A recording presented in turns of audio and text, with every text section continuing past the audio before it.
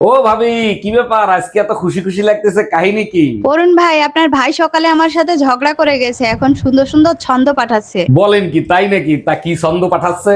তুমি যদি রাতকে বলো দিন তাহলে দিন, তুমি যদি দিনকে বলো রাত তাহলে রাত। আরে ভাবি, এর মানে হচ্ছে আপনি যেটা বলবেন সেইটাই, গাধার সাথে তর্ক করবে কে? অরুণ ভাই, শুনলাম আপনি কিছু হইলেই নাকি ভাবিরে লাথি মারেন। ভাবি, সব সময় তো মারি না, মাঝে মাঝে আপনার ভাবির উপকারের জন্য মারি। এইটা কেমন কথা বললেন? লাথি মারলে আবার কিরকম উপকার হয়? আপনার ভাবি বলছিল স্বামীর পায়ের তলে নাকি জান্নাত, তাই মাঝে মাঝে জান্নাতে পাঠাই।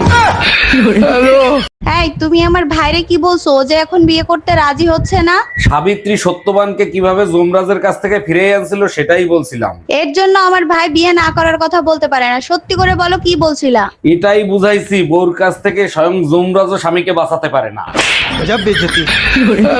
এই শোনো, পাশের বাড়ির ভাবি চাকরি করে, আমিও সিদ্ধান্ত নিছি আমিও চাকরি করব। ভাবি তো শিক্ষিত, তাই চাকরি করে। তোমার কি চেহারা দেখে চাকরি দেবে? আমিও তো শিক্ষিত, ভাবি কোন পর্যন্ত পড়ালেখা করছে সেইটা বলো আগে। ভাবি এমএ পর্যন্ত পড়ছে, তুমি কোন পর্যন্ত পড়ছো? শুধু এমএ পর্যন্ত পড়ছে, আমি তো এ টু জেড পর্যন্ত পড়ছি। এই স্বর্ণা, কই তুমি? আজকে আমার আসতে দেরি হবে, তুমি রাতে খাওয়া দাওয়া করে নিও।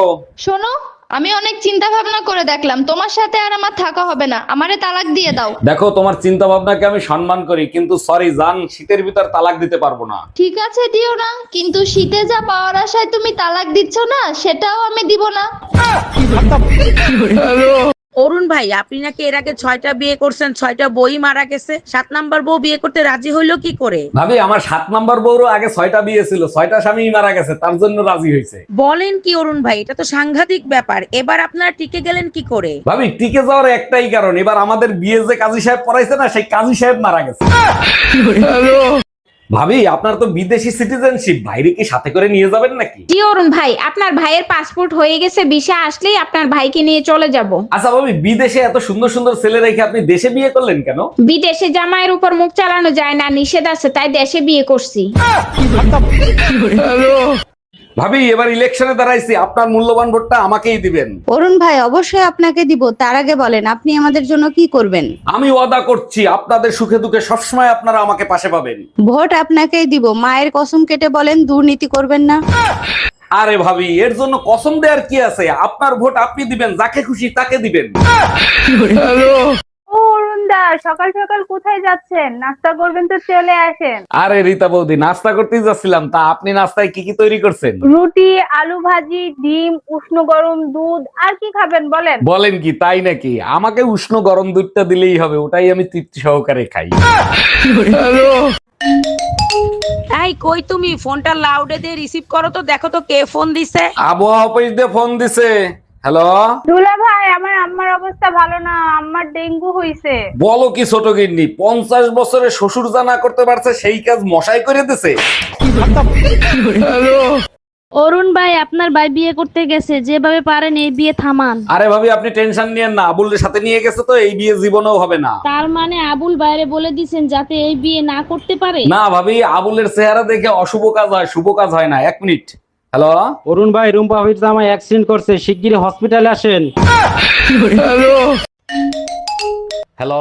আমি কিডন্যাপার বলতেছি, তোর বউকে যদি জীবিত দেখতে চাস তাহলে 2 লাখ টাকা নিয়ে আই। আমার বউ কিডন্যাপ করছিস তুই? আমার বউ তোর কাছে, আমি টাকা দেবো কেন? টাকা তো দিবি তুই। এই নে, তোর বউর সাথে কথা বল। বেবি, আলমারির পেছনে 2 লাখ টাকা আছে, ওখান থেকে টাকা নিয়ে আমাকে ছাড়াইয়া নাও। আমি ঠিকানা দিচ্ছি, ওইখানে টাকা নিয়ে আই। তুই কি গাঁজা খাইছিস নাকি? বাংলা বুঝিস না? টাকা দিবি তুই, তা নালে বউ রেখে দে। বুঝতে পারছি, এই শালা টাকা দিবে না। ভাবি আপনি জানতো। এই তুই ধুমকি কারে দিচ্ছিস? আমি কি বউরে ভয় পাই নাকি? নমস্কার শাশুড়ি মা, শারদীয় শুভেচ্ছা রইলো। তা কবে আসতেছেন আপনারা? জামাই, মেয়ে বললো তুমি নাকি পূজার মার্কেট করো নাই, কারণ কি? পুজোয় তো আপনি আর শ্বশুর মাসে জামাই বাড়িতে আসবেন, জামাই বাড়ি থেকে খালি হাতে আসবেন? অবশ্যই পুজোর মার্কেট করে আসবেন, তার জন্য পুজোর মার্কেট করি নাই। খুব ভালো করেছো জামাই, তোমার শ্বশুরও একই কথা বলছে, জামাই বাড়িতে যাবা, পূজার মার্কেট করা কি দরকার, জামাই তো মার্কেট করে দেবে। হ্যালো। হ্যাঁ, আমি জি অফিস থেকে বলছিলাম, একটু কথা বলতে পারি? হ্যাঁ বলুন।